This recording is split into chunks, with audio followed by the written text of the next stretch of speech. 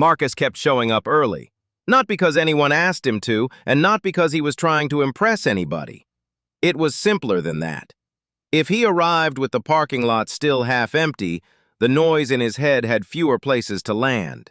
He could find the one corner where the fluorescent lights didn't glare so hard, where the metal tables looked less like barriers and more like places to set a folder. On the morning of the job fair, the sky had the washed-out color of late October. The community center sat behind a line of maples that had already started losing their leaves in earnest. Outside, volunteers were taping banners to the glass doors, and the smell of coffee from a cart drifted over the sidewalk. Marcus stood just off the entrance, jacket sleeves pulled down to cover his wrists. His hands looked restless even when they weren't moving. He kept them busy anyway, straightening a corner of his paper resume, smoothing the fold of a printed cover letter, counting the number of pens in the little pouch he'd brought, as if the number itself could promise something. He had done enough waiting in his life to learn that patience was not passivity.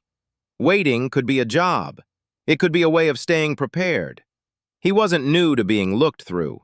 He'd been the guy at a gas station who paid in cash and got asked if he was sure. He'd been the man who nodded at the shelter receptionist and got a sigh before the words even formed. He'd been the face on the edge of conversations, always included, always not quite included. The first time he remembered being underestimated, he was 21 and still wearing uniform that fit the way uniforms were supposed to fit, tight at the shoulders, familiar at the waist. Back then, people had assumed his quiet meant he wasn't paying attention. They'd asked him to take notes, to carry equipment, to handle the easy tasks. He had carried what needed carrying. He had learned where words mattered, and he had learned how silence could be its own kind of discipline. This job fair had the same feel as a lot of places where people were sorting each other into categories. The chairs in the lobby were mostly filled with young shoulders and bright name tags. The air was full of that caffeinated optimism, the kind that came from believing you could get where you wanted to go just by showing up with the right handshake. Marcus walked in anyway. The volunteers handed him a stack of flyers without looking up. He took them with thanks that sounded like he meant it, even when his stomach tightened. He moved past the first row of employers, warehouse recruiters, hospitality managers, a call center that advertised fast hiring like it was a feature instead of a warning. Their brochures were shiny, the kind with stock photos where everyone looked employed already. Marcus didn't belong to the brochure kind of world. He sat at a folding table with a nameplate someone had set out for him, just a blank strip of paper that waited for his information. He wrote Marcus in neat block letters, then paused. He could have added veteran. He could have added the branch, the dates, the details people used as shortcuts for how to treat you. Instead, he left it at his first name. He had done enough years where truth could be used like a weapon. Leaving it off the table wasn't dishonesty, it was restraint. He watched the crowd come in.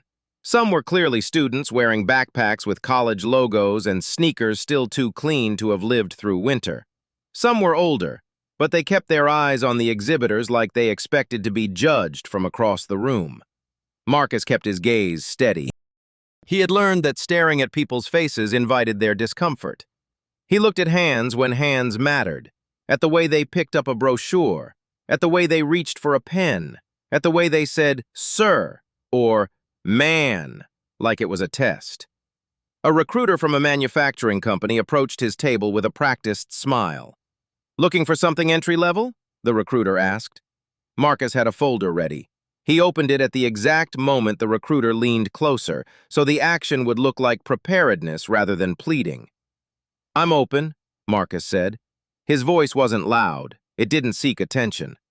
"I have experience with inventory systems and safety protocols. I've used similar software." The recruiter's eyes flicked over the paper. A couple seconds passed where Marcus could feel the recruiter deciding which story Marcus fit. Then the recruiter nodded quickly, as if the nod could solve everything. "We'll see if anything matches," the recruiter said.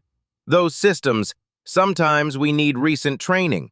You got any certifications?" Marcus could answer the question. He could name the training modules. He could list the certifications he'd retained, even when the paperwork was incomplete. He could explain how the software itself didn't change its fundamentals, how his experience was not a history of machines, but a history of processes. But Marcus only said, "I have documentation. I brought it." He slid a page forward. Dates, course titles, a seal mark from a training unit. It was crisp enough to suggest he hadn't let it sit in a drawer. The recruiter glanced at it again, then laughed. Just once, a quiet exhale. "Okay," the recruiter said, in the tone people used when they weren't sure if they were being scammed. "Right, well, we'll put you down for an interview if we can." The recruiter moved on without waiting for Marcus to respond. Marcus gathered his folder. He didn't slam it. He didn't look wounded. He tucked the documents away with a calmness that surprised even him sometimes. It wasn't that he didn't care. It was that he couldn't afford to let other people's ignorance turn into his own collapse. Across the room, a woman stood beside another table, talking with a group of attendees. She wore a lanyard that said, "Volunteer Coordinator." Her voice carried easily, the kind of voice that belonged to someone who had been listened to. Marcus kept his attention forward.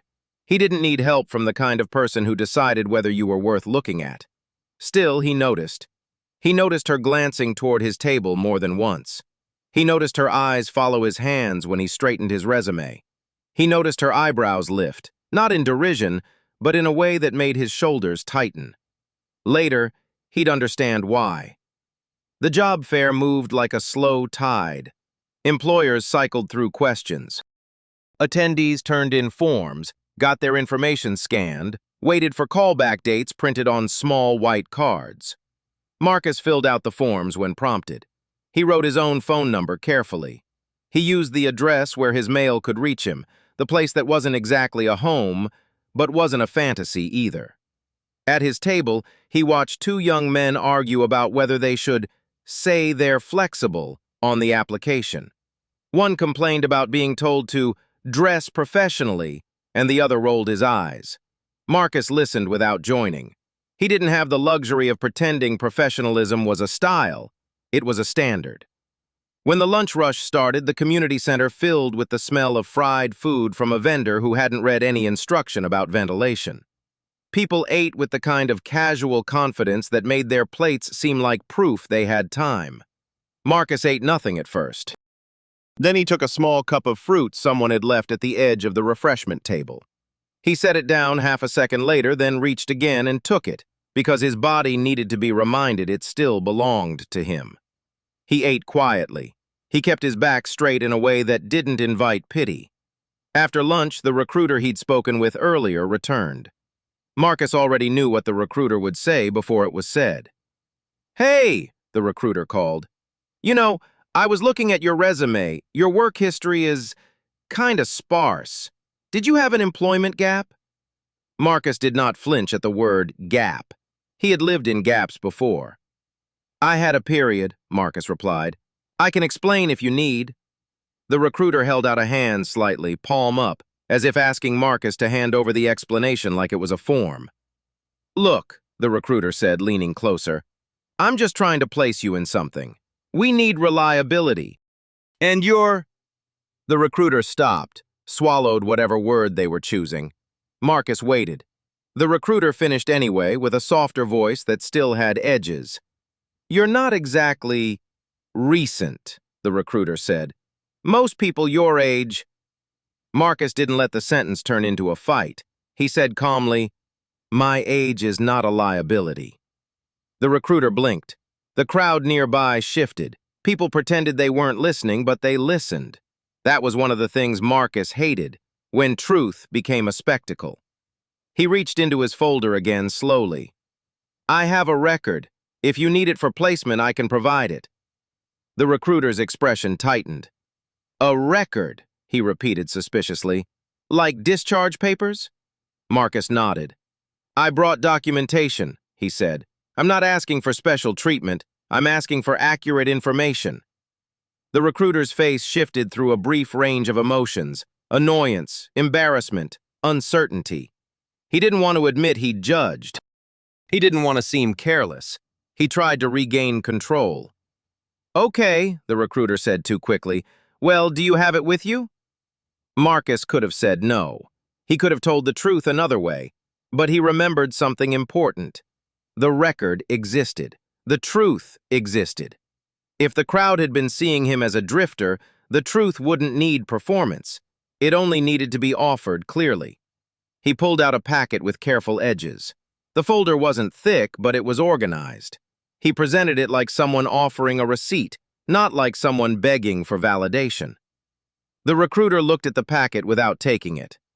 "What is this?" the recruiter asked. Marcus answered, "Service record verification, training documents, references, discharge status." The recruiter's eyes scanned the top line and then froze. Around them, people paused. Not because anyone wanted drama, but because the way Marcus held himself changed the atmosphere. He stood in the center of the table like the table was something he could trust. The recruiter's throat moved. "Hold on," the recruiter said. He finally took the packet, turning it over so the pages faced down first, then up again. His hand hovered above the print as if touching it might be dangerous. Marcus didn't lean in. He didn't crowd. He didn't raise his voice. He simply waited. The recruiter read silently for a moment, then made a small sound, half breath, half disbelief. "What's wrong?" someone asked from behind, a young woman with a lanyard and a tote bag. She wasn't part of the conversation until she was. Her voice sounded curious rather than accusing. The recruiter looked up. His smile was gone. It's unusual," the recruiter said. "This can't be right." Marcus kept his expression neutral. "What do you mean?" the young woman asked. The recruiter turned the packet slightly so the nearest people could see a header. He didn't flip it all the way. He didn't read out loud. He seemed suddenly aware that the crowd was larger than he'd intended. Marcus recognized the header instantly, not because it was dramatic, but because he'd memorized the way his own life had been recorded. The young man with the tote bag leaned in. A few others followed, the way a crowd follows when it senses a story has started. The recruiter's voice dropped. "It says the recruiter began, then stopped himself like he'd almost named Marcus incorrectly. Marcus lifted his hand slightly, not to interrupt, but to signal calm. "It says my role," Marcus said. "That's all." The recruiter swallowed again. He looked at Marcus as if Marcus had turned into someone else in a single breath. You're a veteran?" the young woman asked. Marcus nodded. "You said entry level," the recruiter said, still sounding uncertain. "I didn't say entry level," Marcus corrected gently. "I said I'm open. I'm not chasing a title. I'm chasing stability." The word stability landed differently now that people knew what they were looking at. A few attendees shifted their weight. Marcus saw it. People didn't know how to hold the assumption they'd built. You couldn't fold it neatly once truth appeared. The recruiter looked down again. The pages seemed to confirm something they couldn't mentally accept. "What unit is this?" the young man asked. Marcus didn't answer immediately. He believed in restraint. He also believed in not turning his past into a trivia contest. Instead, Marcus asked, "Do you need the verification for hiring compliance?" The recruiter nodded too quickly. "Yes," he said. "Yes, we do." The recruiter's hands trembled a little now, not much, enough. Marcus watched those hands and understood the recruiter's discomfort. He wasn't just embarrassed. He was realizing that the person he'd treated as sparse had built his own life on documentation and discipline. "What's your training in?" the recruiter asked, trying to shift back to practical ground. Marcus answered with calm facts. Safety systems, inventory reconciliation, incident reporting. Familiar with chain of custody procedures. I've also managed scheduling for equipment maintenance. He didn't use buzzwords. He spoke like someone who had learned to reduce chaos into steps. The recruiter nodded again, and his face softened around the edges. "Okay," the recruiter said. "Okay, we can schedule an interview. I think you'd be a strong fit. I need to verify something first, though." Marcus didn't ask what. He didn't demand fast respect. He waited. The recruiter stepped away to talk to a supervisor. The supervisor arrived with a clipboard and a cautious expression. They spoke in low tones, but the crowd was close enough to hear the cadence of uncertainty. Marcus stayed at his table. The volunteer coordinator, he noticed her again, walked toward him with measured steps. "Marcus?" she asked. He looked up. "Yes?" Her eyes were clear, not performative. She wasn't trying to be a hero, she was trying to be accurate. "My name is Dana," she said. "I heard there might have been some confusion." Marcus didn't smile. He didn't frown. He kept his expression neutral because he wasn't sure what Dana wanted from him. "There was confusion," he said. Dana nodded. "I saw you yesterday during registration. You stood quiet. People passed your table. A couple of them," she stopped, choosing words carefully, "assumed you'd been sent there accidentally." Marcus folded his hands once, slow. "Sometimes," he said, "people don't look closely." Dana's throat moved. "I didn't want to interrupt," she said, "but I also didn't want you to be alone in it." Marcus studied her. He could tell she was older than the average attendees, but not by much. She had the kind of posture that suggested she worked in coordination, someone who had seen enough to know that you don't fix things by talking loudly. "What do you want me to do?" Marcus asked. Dana exhaled. "Nothing dramatic. I just want you treated fairly. If the record is what it is, then you're not a drifter. You're a person with history." Marcus didn't correct her choice of word. He only said, "History doesn't automatically become respect." Dana nodded. "I know." A few people were listening now. Marcus felt the room shift, felt the quiet pressure of a crowd trying to decide if it was safe to care. Dana lowered her voice. "I also want to tell you something I didn't understand yesterday," she said. "Why you didn't say anything." Marcus considered it. He could tell Dana that he'd learned how to keep his past from becoming leverage. He could tell her that he'd learned how to stop himself from proving. But he didn't want to turn his restraint into a speech. He said only, "I didn't want my past to outrun my future." Dana looked at him for a second longer than politeness required. Then the supervisor approached again, the clipboard under his arm now like a shield. "We're setting up an interview," the supervisor said. He looked at Marcus like he was looking at something he'd overlooked. "We're also going to make sure your hiring paperwork is correct. There's a compliance piece. It involves—" He stopped, then continued with care, "verifying a role." Marcus nodded. "That's fine." Dana glanced at Marcus, then at the supervisor. The crowd's attention had tightened around them. The supervisor swallowed. "Marcus," he said, "when we read your record, we realized your background isn't what the room assumed. I want to make sure I don't say the wrong thing. Would you like me to read the summary?" Marcus shook his head once. "No," he said. "If you have to verify, do it in your system. Don't announce it like a prize." The supervisor's eyes widened slightly at the correction. It was rare, Marcus thought, for people to ask permission and then actually listen. The supervisor stepped back. "Okay," he said. "Okay, then we'll handle it internally." Dana turned back to Marcus. That's the right approach," she said. For the rest of the afternoon, Marcus worked quietly at his table while the employers did what employers do: asked questions, scheduled interviews, compared answers to the job requirements. But something had changed. People who had treated Marcus as a background figure started looking at him like a person. Their questions became more precise. Their tones stopped carrying that undertone of doubt. Marcus didn't gloat. He didn't posture. He answered in a steady, grounded way. When someone asked about a gap in employment, he didn't scowl. He simply said, "I took time to rebuild my life and keep documentation current. Now I'm ready to work." When someone asked what he could offer beyond experience, Marcus didn't list heroic achievements. He didn't need to. He said, "I show up early. I keep records. I follow safety procedures even when no one is watching." The words weren't dramatic. They were true. He could feel the crowd watching, but he didn't turn himself into a performance.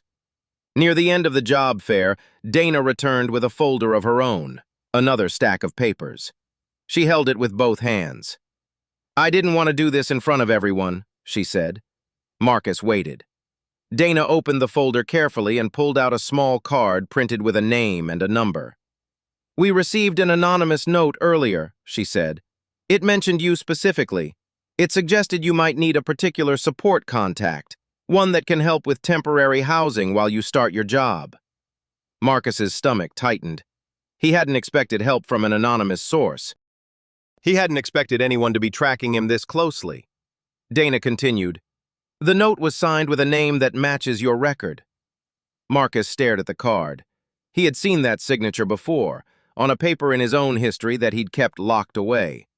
The signature was familiar in the way old units become familiar, not because they're comforting, but because they hold memories you don't outgrow. Dana's voice stayed calm. "The note said you're allowed to receive help," she said, "and that you didn't ask because you don't want pity." Marcus exhaled slowly. He had not told anyone that. He hadn't made it a message. He had only lived it. Dana didn't look triumphant. She looked serious, like someone holding a fragile thing. "Marcus," she said, "it wasn't meant for humiliation. It was meant to keep you from disappearing." For a moment, Marcus didn't know what to say. His mind went backward, not to a battlefield, not to fireworks, but to smaller scenes. Nights where he'd sat on a shelter cot and counted the minutes until morning. Mornings where he'd washed his clothes in a sink and hung them on a chair. Afternoons where he'd stared at the ceiling and refused to let despair become an excuse. He'd learned that redemption wasn't a moment. It was a chain of decisions. He also knew that the crowd would interpret everything through the lens of what they wanted to feel. He didn't want that. He wanted dignity.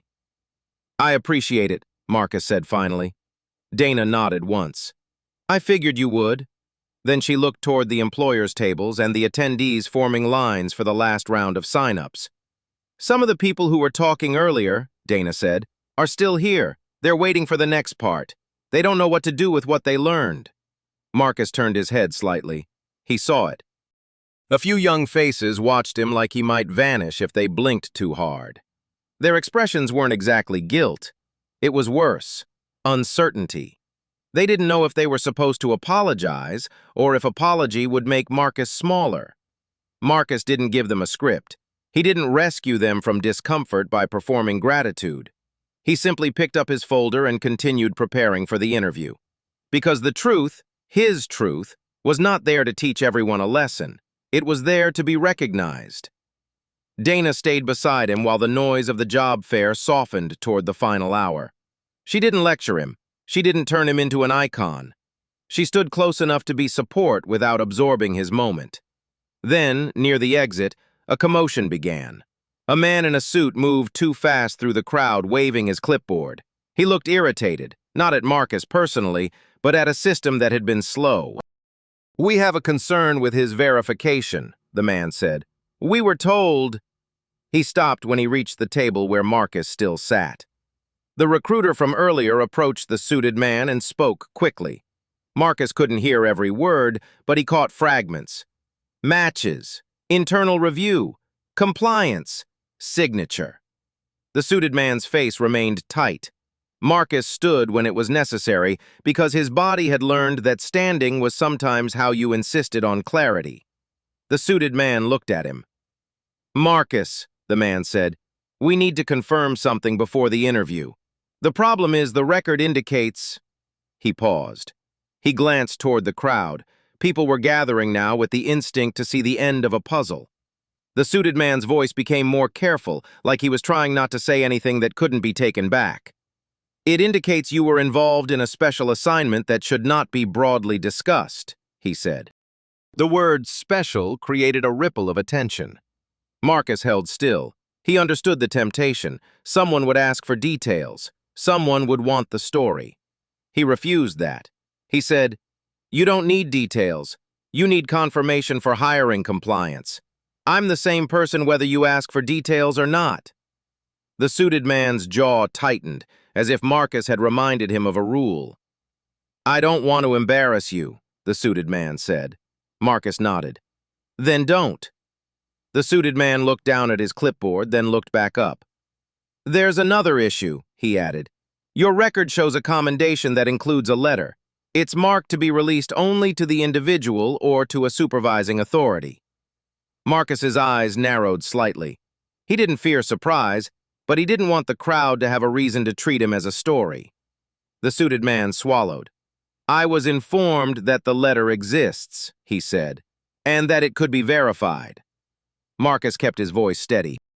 If you need verification, verify it, he repeated. If you want the letter, you contact the authority who controls release. His restraint didn't come off cold. It came off controlled. He wasn't shutting anyone down. He was preventing the wrong kind of attention. The suited man looked toward Dana as if asking for guidance. Dana stepped forward with calm authority. This is a job fair, Dana said. We are not performing history. If there's a release process, follow it. The suited man's eyebrows rose. He looked annoyed at being corrected in front of others. Then his gaze returned to Marcus. The crowd was quiet now. The earlier chatter was gone. People stood with hands half raised as if they wanted to ask something but didn't know where the line was. Marcus didn't give them a bridge. He simply waited. The suited man looked back at the recruiter, then at his clipboard, then at Marcus again. I'm going to be direct, he said. Someone told us you were dismissed from service, that you were a drifter, that you weren't stable. A murmur moved through the crowd. Faces tightened. Marcus said nothing. The suited man continued. And now, he said, the record shows something else. It shows you were not dismissed. It shows you were recommended for roles you didn't seek. It shows you went back for details even after people told you to stop. His voice grew quieter. He seemed to be speaking more to himself than to the crowd. Marcus watched the suited man carefully. He could feel the moment approaching, the moment where truth would either become melodrama or become recognition. Marcus chose restraint over drama. The suited man lifted his hand and held a single page up, not to flaunt, but to verify. This letter, he said, was supposed to be held, but the verifying authority is here. He paused. Then slowly, with the crowd still quiet enough to hear the building's vents, he added, they authorized release for confirmation of identity. The crowd held its breath. A second person stepped forward from near the lobby desk. Marcus hadn't noticed them earlier because he wasn't tracking every movement. The second person wore a badge that suggested authority and had a calm face that didn't perform. The second person didn't announce a title. They only held out a document toward Marcus. Marcus took it. He didn't open it immediately. He didn't react like someone about to receive an award. He held it with the same care he'd used for everything else. Then he looked up. You don't owe me applause, Marcus said quietly. The suited man's face tightened at the reminder. Marcus turned one page, not to show everything, but to show what the release process allowed. His hands moved with precision. He read a single line aloud. The line didn't describe battle. It didn't describe heroics for entertainment. It stated simply that Marcus's identity and service record were verified. And it referenced an act of restraint, an incident log that had once kept him from taking a shortcut, even when the shortcut would have made someone else's life easier. The line ended with a name. Not Marcus's name, the name of the person who had written the verification note Dana had shown him. The person in authority nodded once, like closing a loop. In the silence that followed, Marcus felt the crowd wrestling with its assumptions. The suited man looked like he might apologize, then stopped himself from making it theatrical. Dana didn't smile. She just stood with her hands folded, steady. A young man near the edge of the gathering moved his gaze away from Marcus and then back again. His face flushed, not because Marcus had demanded it, because the truth had made it impossible to keep pretending Marcus was just a drifter. No one knew what to do with a man whose past demanded accuracy and whose present refused to beg. Marcus lowered the document carefully. Now, he said, if you still want to hire me, we talk about work. The crowd didn't cheer. They didn't chant. They didn't clap. They simply shifted, in the way people do when they realize they are witnessing something they should have respected earlier. The recruiter from earlier stepped forward. I'm sorry, the recruiter said. The words sounded plain, not practiced. I didn't judge you fairly. I treated your record like it was a story. It's not. Marcus nodded once. Thank you, he said. Not acceptance of wrongdoing as entertainment, just acknowledgement that repair had begun. The suited man cleared his throat. We'll proceed with the interview, he said. For compliance, for the role, and for the job you're actually qualified for. Marcus took a breath. He thought about how qualification wasn't something you got from belief. It was something you earned. He took his folder again, opened it to the relevant pages, and set it straight on the table. Dana stood back, giving him room. They scheduled the interview for that afternoon with a firm time. Not a vague promise, a specific hour, a specific contact. As people collected themselves to leave, Marcus didn't bask in attention. He didn't hold the crowd hostage. He thanked Dana. He thanked the recruiter. He kept his voice even. By the time the job fair ended, the community center's lobby lights made everyone look tired, like all the optimism had been filtered through fluorescent reality. Outside, Marcus paused near the steps. His phone had missed calls while he was busy. Messages sat in the notification list, reminders of tasks and appointments that made his life ordinary again. He didn't feel like a character in a video. He felt like a man about to start work. Dana joined him on the steps. Are you okay? She asked. Marcus looked out at the parking lot. He noticed the teenagers waiting for rides, the parents loading carts, the volunteers gathering chairs like the day had been a success. I'm tired, Marcus said. Dana nodded. But I'm okay, Marcus added. Dana hesitated, then asked, Did you ever imagine it would happen like that? That the truth would come out here? Marcus considered the question. He could have said no. He could have said yes. Instead, he answered with the simplest truth. I didn't think it needed to happen, Marcus said. I thought I needed to keep showing up until it did. Dana's expression softened. Grace under pressure, she said quietly. Marcus looked at her. I didn't do it for them, he replied. Dana nodded. I know. Marcus walked toward his car with his folder under his arm. He didn't look over his shoulder to check if the crowd was still watching. He didn't need them to confirm his dignity. He already knew it. Inside his folder, the printed record sat beside his resume, beside the documentation he'd kept even when nobody wanted to read it. His life wasn't a secret because of drama. It was a secret because it had been safer to keep it quiet. Today, restraint had been enough.